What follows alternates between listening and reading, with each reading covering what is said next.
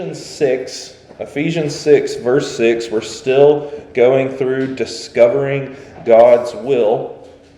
And today I'm going to argue that God's will for your life is laboring as though working for God. This is a highly contentious item today, and I'll tell you why. Because honestly, work kind of stinks. And especially in a day right now where honestly folks really don't want to work. People are kind of discouraged with the idea of work. I don't know how many people are my age that are severely underemployed because they have their degree and their degree is basically useless. When everyone has a degree is of no merit. So you have people working for barely any money that are highly qualified, highly educated. So people get upset at the idea of work in that they feel like they should be making more than what they are. And honestly, wages have stagnated. We could go through all the economics of it, of why it's kind of frustrating. But I've found it's a lot easier to just work and pay your bills, and then you'll most of all be okay. So just do that, live within your means, whatever those means are. Maybe you think your means should be higher. Well, they're not, so just do what you got and be happy with it. Ephesians 6, verse number 6, not by the way of eye service as men pleasers, but as slaves of Christ, doing the will of God from the heart. By the way, I'm going to try to convince Faith to get me one for Christmas.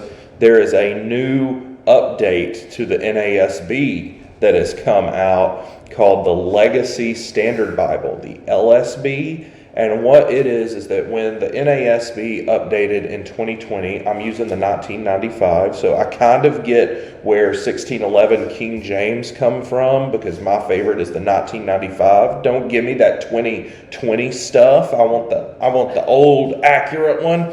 And so when they updated to 2020, they tried to include a lot of like gender neutral and stuff like that I'm not really big on. They pretty much tried to turn the NASB into a mixture of the NIV and the ESV, like the accuracy of the ESV, but the readability of the NIV, and it's just not good. So the LSB saw, well, let's try to make, even if it sacrifices readability like the NASB was, let's try to make a very, very accurate study Bible. So we may be reading that before long if I can convince Faith to give me an allowance to buy one of those. So there you go. They're not sponsoring us, but if they want to, they can.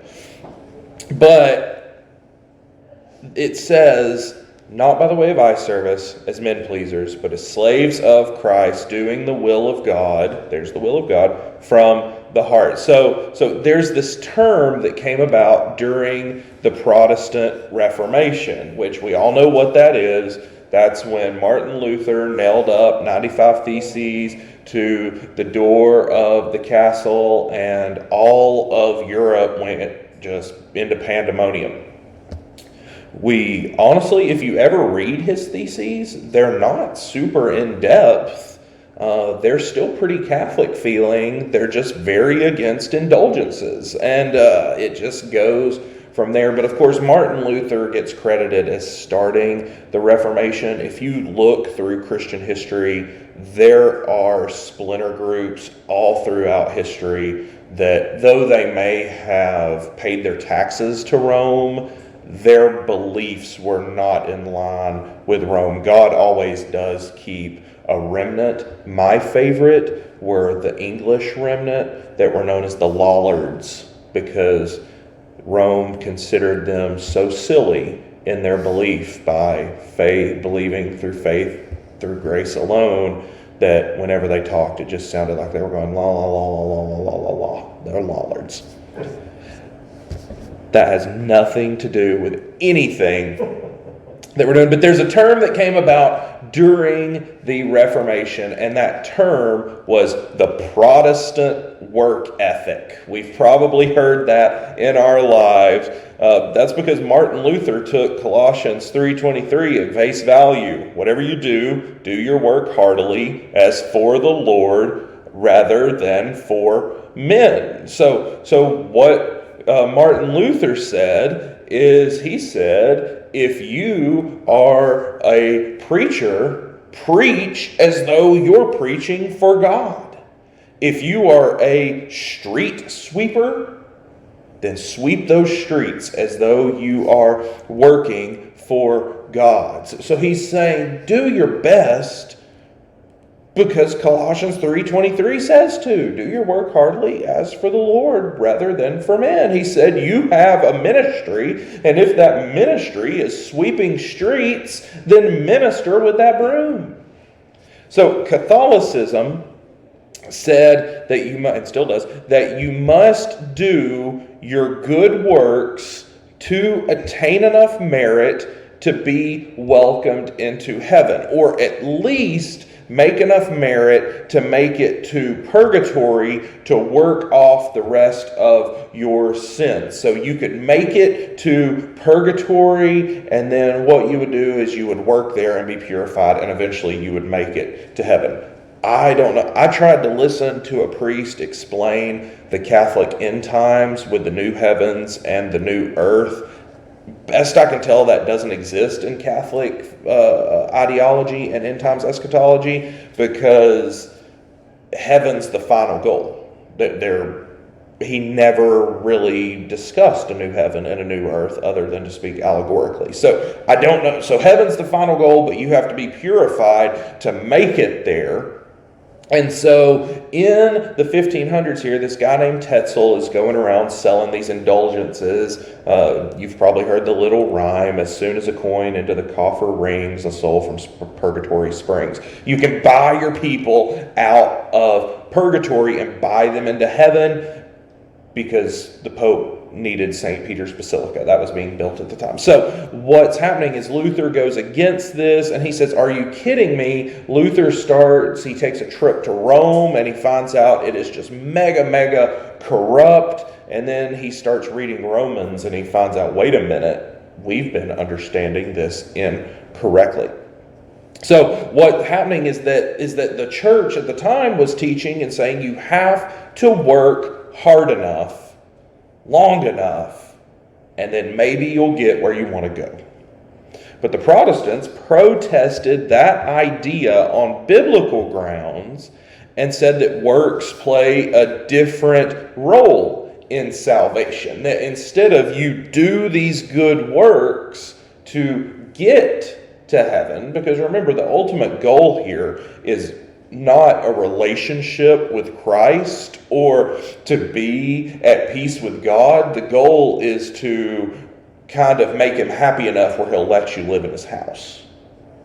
The chief end goal of man here is not God. It's you and self-preservation.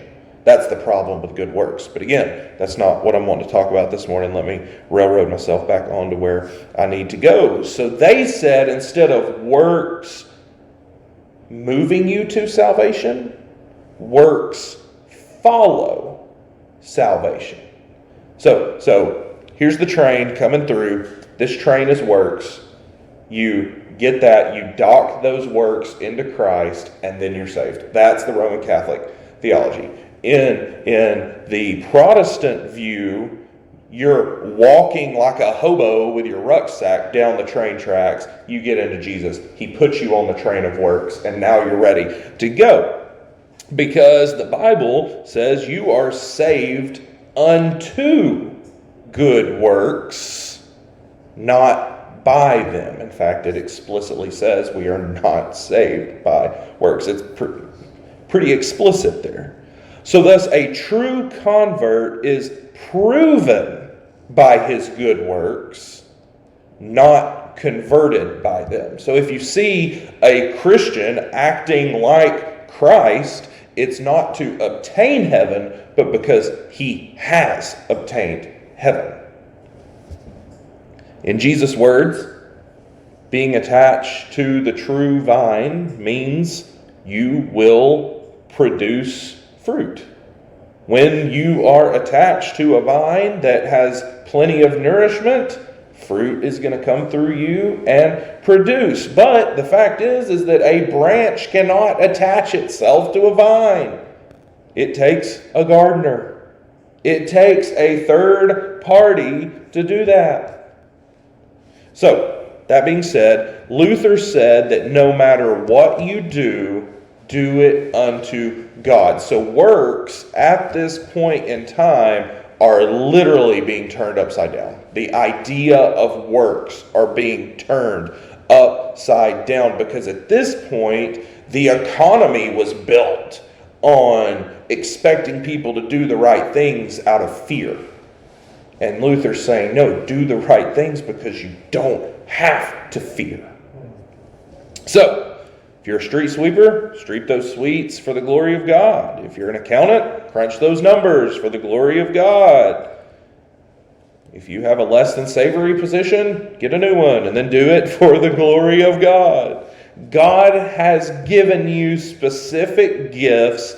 Use them for Him. Not everyone has the ability to speak publicly. Not everyone has the ability or the chance for crazy high education. Not everyone has the discipline to be able to sit and pour into books. Guess what? That's okay because God gives different gifts to different people. Because if we all had the same gift, nobody's going to lay tile in my bathroom. Danny's been teaching me how to lay tile, and man, I wish he wouldn't.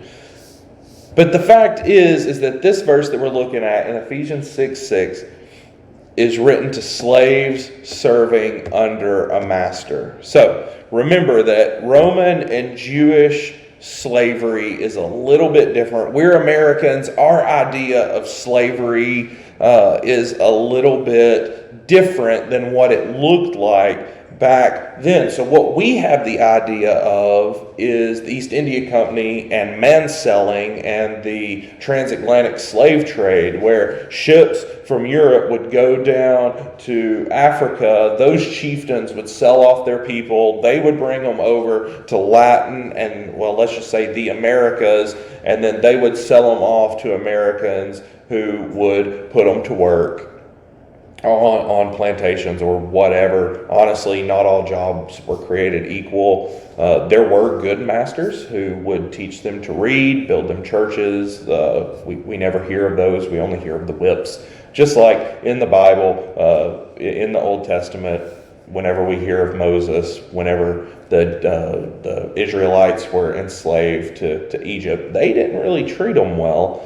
That kind of stuff would happen there. But that's the idea that we have of slavery. It's a little bit different, especially if you read the Old Testament Jewish law, where they really had to take care of their people, and Rome was sort of similar. So what had to happen is that if you owned a slave in this point in history, in first century Rome, there were some laws that governed how you had to treat that slave. And one thing you had to do is you had to give room and board to your slaves.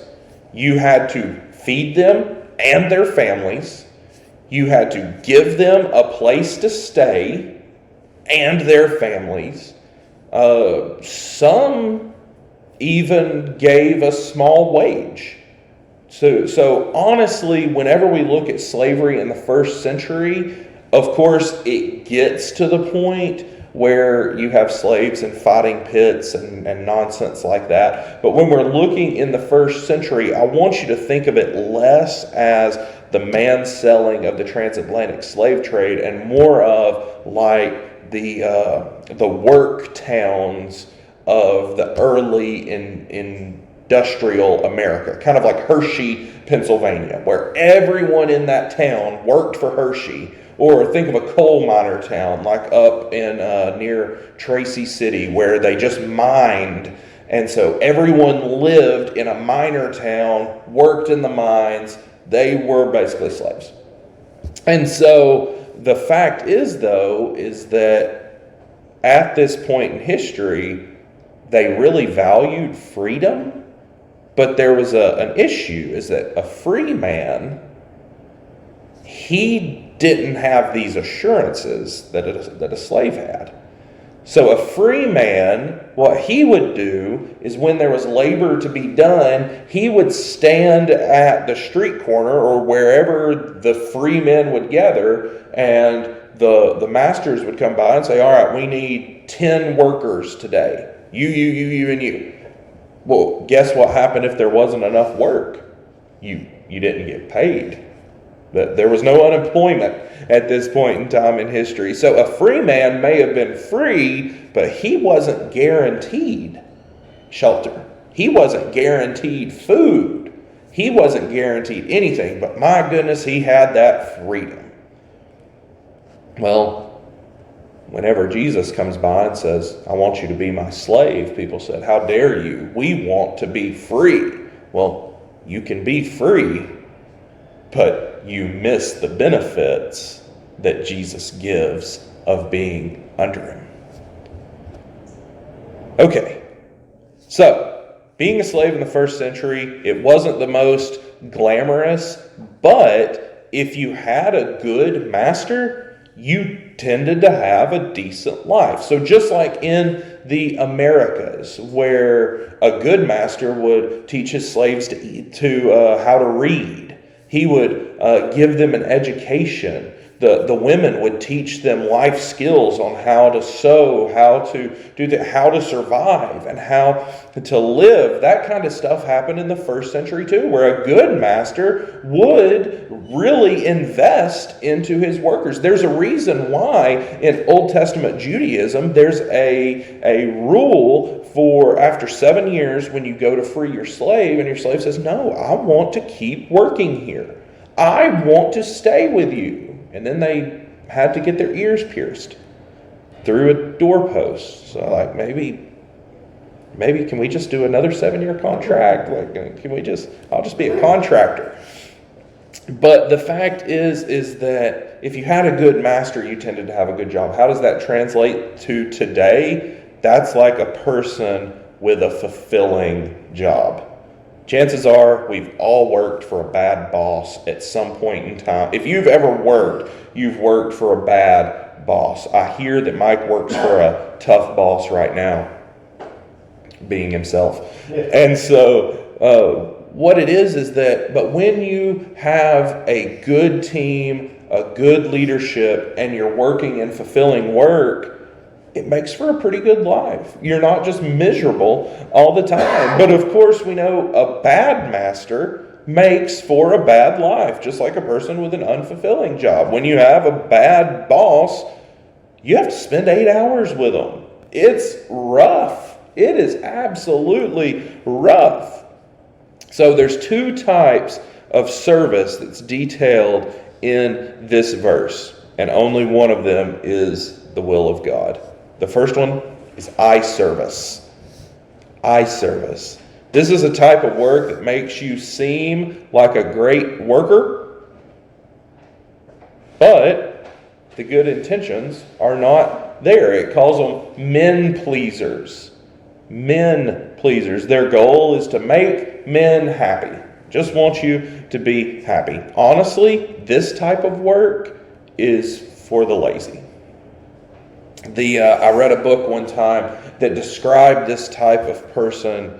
Very interesting book called Toy Box Leadership. It was very strange. It was a leadership book, but it used toys to explain the different types of people and leadership styles.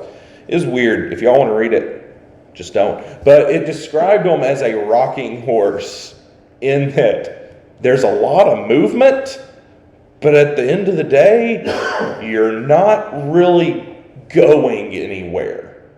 We've seen that. I've seen people who they constantly look busy, and honestly, they get far. They constantly look busy, but they never really do anything. Whereas I can't do that kind of stuff. Whenever I'm done, I'm done. I can't just fake it. I'm not a very good faker.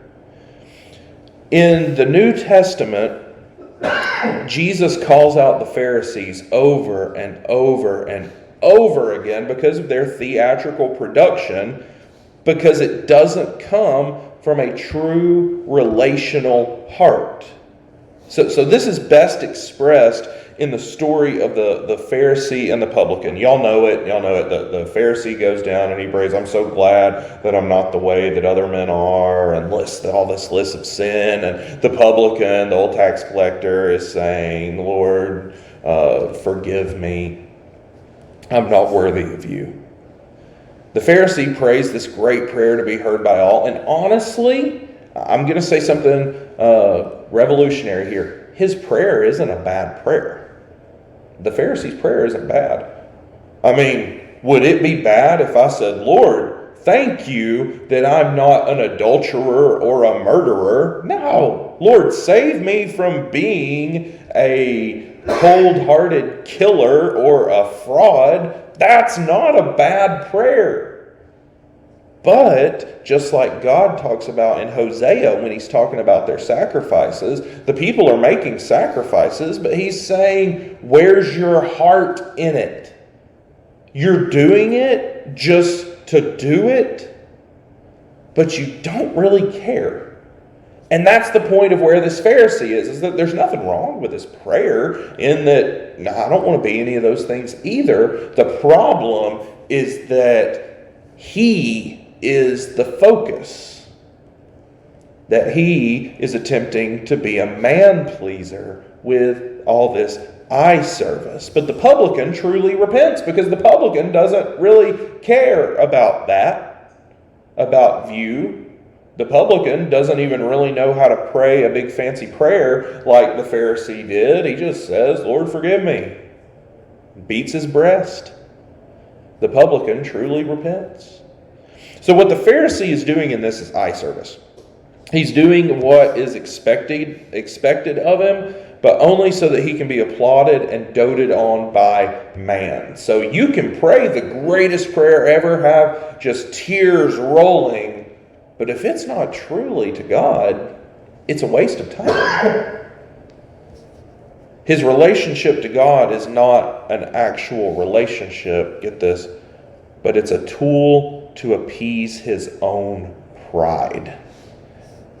Who is the true God that this Pharisee served? It was him. It was himself. He was his God. God was only a tool to appease himself. And honestly, that's the way that we see God used today. In that God is not the almighty deity that we bow down to both in love and fear, but God's a tool that we use to reach our own ends. God doesn't want us to work to satisfy our pride. Man, that's not God's will at all. Okay, the other type of service that's in this verse, a man pleaser or a slave of Christ. What does that mean? Well, we have to look at some qualities of a first century slave. First of all, they were property of their master. Sometimes I feel like I'm property of SunTrust Bank. They were property of their master. I want to give you a verse and see if this fits the Christian life. You were bought with a price. Could we say that we're property of God? Absolutely. Absolutely. Of course, he's a good master that also makes us sons, which is wild. Their will, the will of the first century slave, was the will of their master. Jesus said his will was what? It was the will of the Father. And Jesus said, how do you know if you love me? Because you keep my commands. The will of the servant, kind of like when you're at a role in a company, your will needs to align with the company. That is, to do whatever it is. If you're producing a product, your will is to get that product off the line and produced. I work in banking. My goal is, my company wants me to pump out loans. So what I do is I try to meet with people and figure out ways to consolidate their debt, save them some money, and help them out by pumping out loans. My will coincides with that. So that's what it is. So whenever you are a slave of Christ, that means your will coincides with the will of Him. Not only that, they did what their master commanded, just like Jesus did the work of the Father. You do what you're told, and if you don't, you're a bad slave. And then, like I said earlier, a Hebrew slave, if he loved his master, he would have his ear pierced as a marking that he would serve his life for that master. But remember, that master, when he enters into that covenant with that Hebrew slave, that master, it's not just that slave saying, I'm going to serve you for the rest of my life and work for you for the rest of my life because I like you. It's also that master saying, I promise to take care of you, your family, give you a place to stay, make sure that you're fed. So the master has work to do too. And it's really nice because it coincides with us and God, that we cast ourselves on Him and say, we're at your mercy. And God says, that's okay. I'll clothe you. I'll feed you. I'll take care of your families. You may say, Jesus described the relationship to God as a child and a father, not as a slave and a master, like I said earlier. Actually, He did both. Matthew 6:24, when He talked about you're not able to serve God and money. The Greek word serve, douleo, means to be in bondage to be a slave to. The word that we get a lot in the King James and really every translation, because they just hate the word slave, is servant or bond servant. That Greek word is doulos. It means slave. Bond servant's a little bit slower, better, servant in bonds. But the word means to serve. So Jesus is saying you can't be in bondage to God and be in bondage to money. Because really, there's only one of those that won't forsake you in a medical emergency. And that's God. That money, it'll just disappear. So as a slave of Christ, your will is united to His will, and you seek to bring about His goals. So how do you know you love Christ? I said it earlier, by keeping His commandments. This goes back to that Protestant work ethic. How do you know that you love Jesus? Because you're willing to work for Him. Jesus, the New Testament, we tend to think that the New Testament is just nothing but dripping with grace. There's a lot of commands in the New Testament. Honestly, I'm not looking forward to here in a few weeks. We've got maturity and assurance the next time we talk about it. But the time after that, we get into one of God's will, looking at God's will, we get into one of His commands, and that's to be sexually pure. I don't know how to teach that to you, Beverly, but we're going to try. Not looking forward to that. If y'all want to lay out that Sunday morning, that'll be fine. But we have commands in the New Testament. We're commanded to meet together in a church setting. Man, they are aggressive on that bell this morning. We work well because we're not working for man's applause, but because we're serving Christ with our entire lives. We don't offer up the sacrifice of goats and rams. We offer the sacrifice of ourselves. We're a living sacrifice. See, the Old Testament, they had it easy. They just had to give up one of their livestock. We have to give up everything. We do the will of God from the heart. Our service comes from a place of love. We serve others and we work hard for others, not just to survive, but because we know it pleases God for us to do so, and we like to please God. I'll leave you with this. If we do not derive joy from pleasing the one who saved us, then chances are we don't truly love him. I'll say that again. If we don't derive joy from pleasing the one that saved us, then chances are we don't truly love him. We get joy by offering ourselves to our spouse, kids, grandkids. We get joy from that.